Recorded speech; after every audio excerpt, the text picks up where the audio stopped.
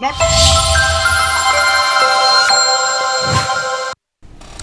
back from the break. You're watching NewsX. I'm Uday Pratap Singh. NewsX's sister newspaper, the Sunday Guardian, has published an explosive report today. The article points to the possibility that if the interrogation of Tahawwur Rana is done diligently, it is likely to reveal a larger conspiracy hatched by the Lashkar-e-Taiba to eliminate Narendra Modi in a suicide attack in 2004. The Sunday Guardian points out that Rana, at the behest of Headley, became a part of the LeT conspiracy for the 26/11 attacks around 2005. This overlaps with the period during which Headley and Lashkar commanders Zakir Rahman Lakwiya discussed the Ishrat Jahan operation. Three internal documents accessed by the Sunday Guardian clearly say that Ishrat Jahan was a part of the Lashkar-e-Taiba and was tasked to kill Narendra Modi. One document is a part of the interrogation that NIA did of Headley. The second is a legal document shared by a senior member of the US Embassy posted in 2010 with the Indian agencies. This quotes the September 2009 interrogation of Headley by the Federal Bureau of Investigation. The third is a document shared by the Intelligence Bureau to the Central Bureau of Investigation in February 2013. Additionally, Headley's 2016 testimony to a Mumbai court corroborates what the documents reveal. That's not all. The Sunday Guardian report also points to a cover-up attempt by a senior minister serving in the then UPA 2 government, as well as a conspiracy to implicate Modi and Shah in the encounter case of Jahan. However, the larger question is whether Tahawwur Rana is key to unraveling the 2004 Lashkar-e-Taiba plot to assassinate Narendra Modi. Professor Madhav Nalapat, editorial director of the Sunday Guardian, is joining us live. Himanshu Bhatt, senior journalist, is live with us. Gautam Mukherjee, senior journalist, is also joining us live. NK Sood, former RAW officer, also is joining the broadcast. Let me make a start with you first, Himanshu Bhatt.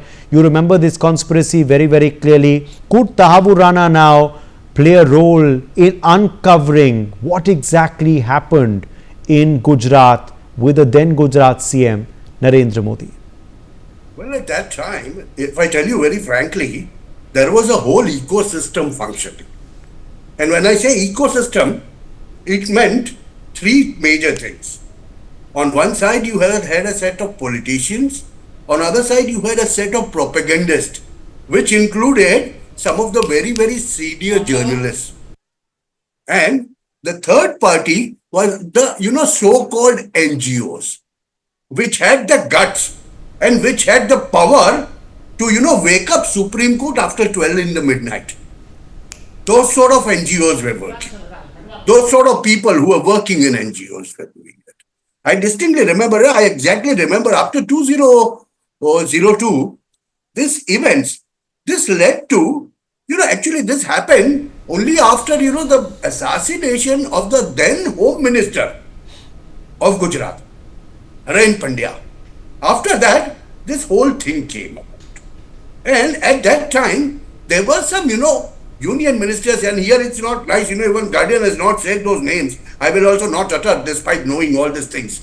There were some people who were, purposely misleading things. And that was the time when that ecosystem was in full play. And let me tell you one thing, which will be corroborated by the fellow panelist who is in RAW, who has worked with RAW. During those times, after 2002, there was a conscious decision on the part of Lashkar-e-Taiba and Al-Qaeda, to take the attention out of Kashmir and spread it across the country. This was a larger plan of Lashkar-e-Taiba to, destabilize certain parts of India, under which Tahawwur Rana was the one who was working so much in the south. But then he was joined, I can tell you even one more thing. In Mumbai, he was seen during these days working and moving around very freely in Mahanagar, Mumbai, with one of the sons of a very famous Bollywood film director. That is the case. And from that, Tahawwur Rana used to operate in southern states majorly, but had set up things in places like Gujarat and Maharashtra too. So I have absolutely no doubt that if the parrot sings properly, so many things will come out, so many big names will come out which you have not even imagined. And then during those days, those ministers who were the big people, there were people, there were some home ministers who spent 4 hours to get ready and ready and re-ready and ready. to send the NSG commandos during 26/11. These are the types of people they were involved. So I have absolutely, Uday, no doubt, absolutely no doubt that if Tahawwur Rana actually sings, and this has been corroborated by Headley. You see, it's very clear. George Headley has already said so many things. And before Narendra Bhai or Amit Bhai became the union ministers or a prime minister, they knew about these things. But they were waiting. Let me tell you one thing. They were just waiting for things to come so that they can provide the exact evidence and take care of the people who were behind the scenes. Uday. Yes, let me in fact quickly take that across to you as well, Professor Madhav Nalapat. Professor Madhav Nalapat, this is an angle that of course now sources tell us is being looked at by the NI as well, but it's an angle that the Sunday Guardian has explored extensively, both today of course in the edition of the newspaper and earlier too, isn't it?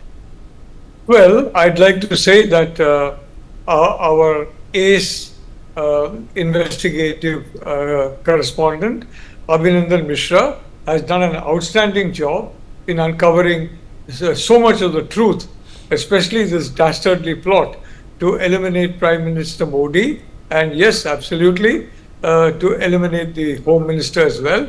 There was a dastardly plot, and there were some encounter situations, and there's a genuine situations because the people involved were involved in terror activities, and when they were eliminated, what was put out in social media and even in, unfortunately, elements of mainstream media were that they were completely innocent, that the wrong people had been taken out, which was absurd, and some of us knew that frankly, and I think some of us also wrote about it, and it's whatever Himanshu says is absolutely right, and the reality of the situation is it's a miracle that the Prime Minister and the Home Minister Amit Shah and Narendra Modi, that they were able to survive.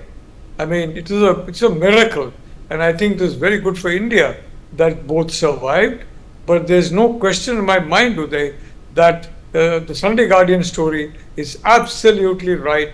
The documents verify it, something that some of us have suspected all along and have written about all along. The documents verify it, that there was a plot to assassinate Prime Minister Modi, at that time Chief Minister Modi, and his very trusted right-hand person, Amit Shah. So there's no question in my mind that this is accurate, and I would say that kudos to Sunday Guardian, and especially kudos to our ace investigative correspondent Abhinandan Mishra for uncovering this heinous plot and uncovering it before the whole country, so that the whole country is aware, and of course the international audience, the Sunday Guardian, of something that has long been forgotten, but should never be forgotten. Something as dastardly as an attempt to kill an elected head of a state or the center, a dastardly situation, I would say, is something that needs to be relentlessly prosecuted, and I'm very certain this government is going to do precisely that. Thank you. Okay, let me in fact get in at this point as well. NK Sood, this reportedly was a shocking cover-up which was attempted earlier. However, do you believe it is now time to bring out the truth into this reported assassination plot, the links of Ishrat Jahan with the LeT and other details associated with this assassination attempt on the then Gujarat CM Narendra Modi?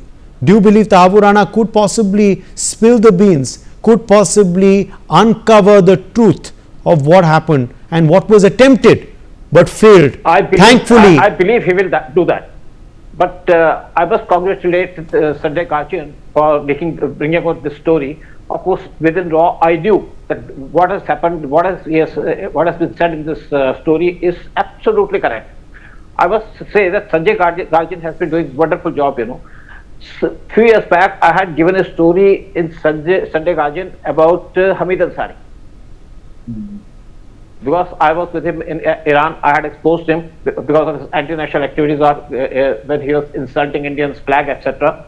But the thing is that, you know, as Mr. Himanshu said and as Mr. Madhav said, that it's a great achievement that Mr. Modi and Mr. Shah they have come out alive from this situation. Still, there is a lot of danger against Mr. Modi. I was just referring to some other interview a few minutes back. Mr. Modi had gone to Turkey in 2015 to attend G20 summit. At that time, PM Modi was considered the most dangerous person who would be targeted there. So RAW did not have exact, you know, the deep-rooted intelligence system in the Gulf at that time. So at that time, Mr. Modi was provided support or security by Mossad. Of course, the RAW people were also there, his commandos were also there, and especially MI5. They had given him special security. Mr. Doval was also there. 2 planes were kept at this Turkey's capital and at some other place. And there was a plan to create terror and bomb blast over there. So even Mr. Obama was not endangered, as was Mr. Modi. So Mr. Modi today is the most targeted person in the world because of his activities, because of his role, because of his popularity, and because of his actions, you know. And as far as this Ishrat Jahan case is there, as Mr. Himanshu has exposed certain things, but I think one more factor is there. Establishment at that time also wanted that Mr. Modi should be finished. They targeted him. All these NGOs, they were not working alone. They were funded by India's deep state, you know. They wanted Modi to be eliminated. If you remember exactly in 2013, before the elections, Mr. Modi had gone to Patna. There also an attempt was made to target Mr. Modi, but he survived, you know.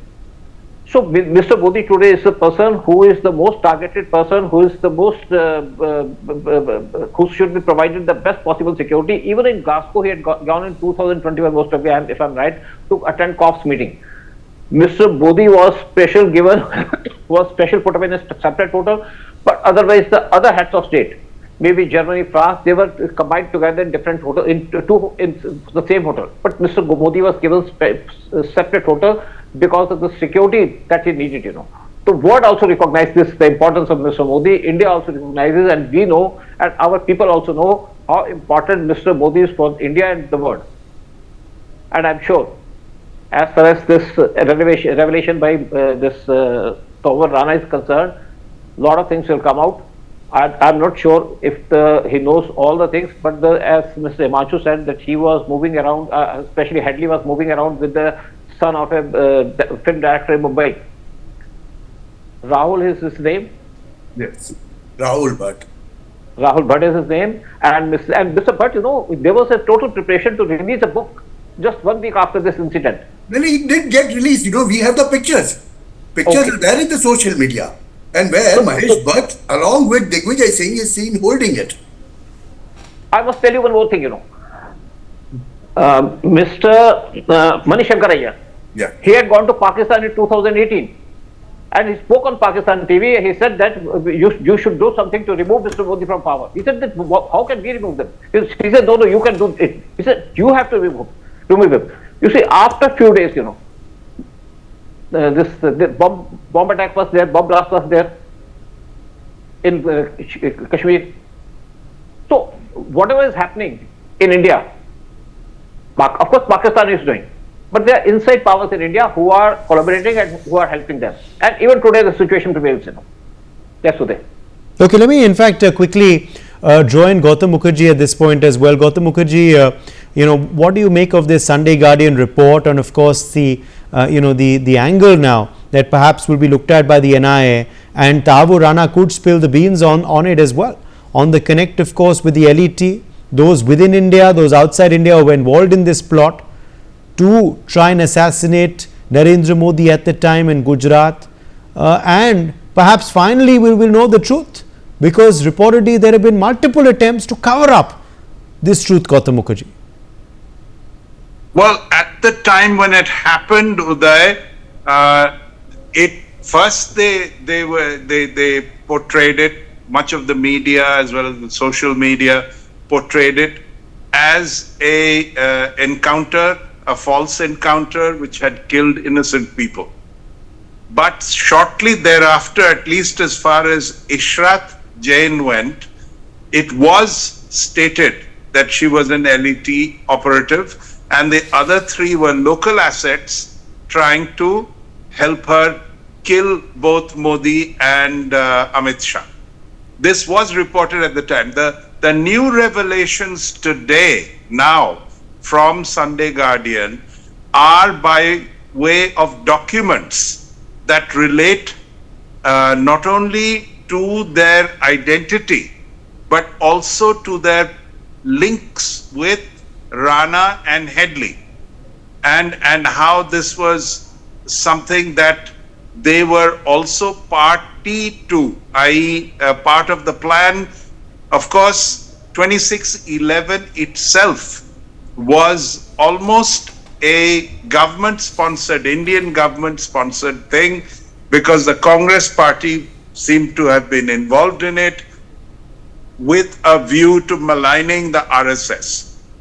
They were laying the groundwork for quite some time. Rahul Gandhi went and met the American ambassador and said in very serious tones that, you see, our biggest threat is not Islamic terror but Hindu terror, to the ambassador, which was widely reported at the time. Thereafter, of course, Digvijay releases a book which says that that the RSS was behind it. These people wore sacred threads, kalams around their wrists. Kasab was the only person who was captured alive, but he was wearing a kalam. So it was definitely something that was a matter of collusion between the Indian deep state, the Indian ruling party, and the ISI, working through various NGOs perhaps, but there it was. Now this attempt to kill Modi, and as Mr. Sood pointed out, this wasn't the first. There have been many attempts to kill the Prime Minister, and they are ongoing. There are threats quite frequently issued against his life. So this is something that we live with, and the more this government achieves with him at its head, the more the inimical forces try to do something about getting rid of a very charismatic leader. And Amit Shah, of course, is very closely related to him. So, and the Home Minister of the country, the big, the buzz is that why didn't Modi ever go to Manipur? The reason is that there is a murder plot waiting for him there, and not one but several have been uncovered, and he has been advised by the security not to go there personally. Amit Shah goes there frequently, but not Mr. Modi for this reason. It is something that happens to a lot of heads of state, but in Mr. Modi's case, it is particularly, whenever a leader is forthright, whether it is Thatcher or it's Trump or it's Modi, the threat perception goes up perceptibly, and that is what has happened here as well. But those were definitely Lashkar-e-Taiba plus local helpers. Uday.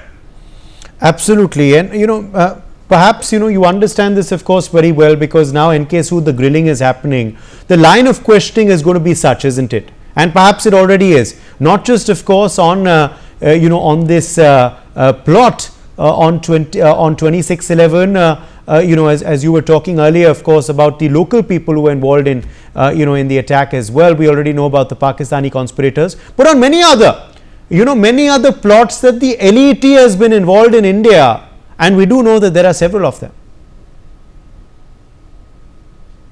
Yeah. NK Sood. Is that for me? NK Sood. Okay. No, I would also like to point out one thing, I think I have said about Manishankar here. He had gone to Pakistan. You see, that 26/11 happened, and there are reports also, as all of you know, that it took our government to take 2 days, to react. No commandos were sent, nobody was there, no reporting was there, and government was just sitting silent, just silently sitting in, just watching the situation. They were waiting to happen this issue. If you take the case of Samjhauta Express, who were the bombers? Who planted the bombs? Because raw people also used to travel with the train. They gave all the information, but then Hindu terror group was named. And there are a lot of things. A lot of Hindu people. As Colonel Purohit was, he was also tortured. He was supposed to confess that he conducted this terror attack. After that, this Karkare was there, Hemant Karkare, who had interrogated him and who had beaten him. Karkare was rewarded for this. He was sent to Raw, and from Raw he was sent to a European country. Yes. But he failed to deliver, and he was sent back again to Mumbai. And when he confronted this terrorist, Karkare, he was hopeful that I think he must be imagining that this terrorists are his friends and everything. He was wearing a bulletproof jacket, which was just sufficient to counter a bullet from the normal pistol. Yes. But he was hit by a AK-47 bullet. It passed through him. And some people say, because I've met Colonel Purohit also. Okay. Now coming back to, of course, this angle, of course, that we're exploring further. Now, Professor Nalapat, the fact is that, despite it isn't just an inference, because there are many other corroborations in this report, and also that we do know that the Headley testimony is there.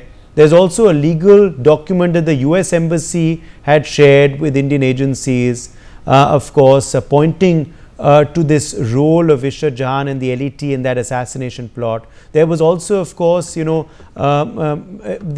document that the IB reportedly had also shared with the CBI. Of course, despite all of this, why was there then a cover-up of this? Why is this something that has been investigated before by the UPA too at that time? Well, I'd like to say I think the political motive was not to make Narendra Modi a hero. Don't forget, Donald Trump's rise in the Republican Party and in the US electorate came when there was a murder attempt on his life. There also, amazingly, the chap was wearing a shotgun, a high quality shotgun, and he was allowed to climb in full view of Trump's security detail, Secret Service. He is, of course, an ex-president at that time, not yet the candidate, but this is quite amazing. And they allowed this guy to basically, lie flat on the balcony, and then they saw the pointed rifle. So my point is, at least the head of Secret Service resigned, but I wonder at what level there was culpability in removing a man who was very popular. In the same way, Narendra Modi has been, targeted because he's identified as someone who has touched the chord of the Indian people, and he has got an immense vote bank. And frankly, there are people who regard that as a liability because some of the policies he's pursuing, and as a consequence, they want to take him out. Donald Trump and Modi are two, I would say, the two politicians and who are really attacked viciously in the media and in social media. And frankly, Narendra Modi wins that competition in abuse and trolling against him, hands down. So the reality is, Uday, that there was an effort to paint Prime Minister Modi in a very ugly light. We all know, attempt to paint that the victim is supposed to be the aggressor. Somebody's out to kill me, and then I am accused of trying to kill that person, and that person dies. So I am accused of doing that. That is so absurd, and that's exactly what happened to Prime Minister Modi. Okay. Unfortunately, he escaped everything, and he did become Absolutely. Gautam Mukherjee also wants to quickly come in. Before I got in NK Sood earlier, Himanshu, I'm coming to you in a second. Yes, Gautam. Well, the main point about the Ishrat Jahan case was that it was so elaborately planned, and came quite close to execution because they had reached Ahmedabad. They were, only eliminated very close to their targets. So this is something, at the time, the Home Minister at the center made a lot of statements trying to cover it up personally. This is how it went. Uday. Yes, Gautam Mukherjee, I'll allow you a closing comment. Beg your pardon, Himanshu Bhatt, yes. Yeah. See, I'll follow it up where Gautam left, It's something like this, that Home Minister tried to cover it up, but then the Union of Ministers, and there were some ministers from the Western states. In 2009, if you remember, Union Home Ministry filed a report which said that Ishrat Jahan was an LeT operator, which I think the Guardian story also mentions it. It had said that distinctly. But at that time, there was this block of ministers from the western states of the country. I'll put it that way. I'm not going to say names. But, they said, why did you do so? They wanted to, stick this propaganda which started from Maut Ka Saudagar onwards. Be very clear. It all started with that one sentence spoken in, broken Hindi. Maut Ka Saudagar. And that is what led to the sequence of events. If you see, Uday, those years, those 8 to 10 years, and you will see Ishrat Jahan is one such encounter. They used to say every encounter in Gujarat state that happened during that time were bogus encounters. But in actual fact, it has been proved up with the time and with the corroboration of evidence from certain people like Headley that these things were in actual threat. And that is what today people are really scared of. And they think that Tahawwur Rana might know a few things. He might not know the exact details of the things, of every encounter. But he might know, and he might send the names, some of the important names of the local corroborators. And that could spell a doom for certain political parties. Okay, let me in fact quickly leave it at that and thank you all for joining us on the broadcast with your perspectives, of course, and your reactions to this big Sunday Guardian exclusive. Of course, remember, this is a story we will be tracking very closely. It's a story that NewsX's sister publication, the Sunday Guardian, has reported on earlier too, and it's a story that we'll keep uncovering and informing our viewers on through the course of the investigation of Rana too. For the time being, let's slip into a short break.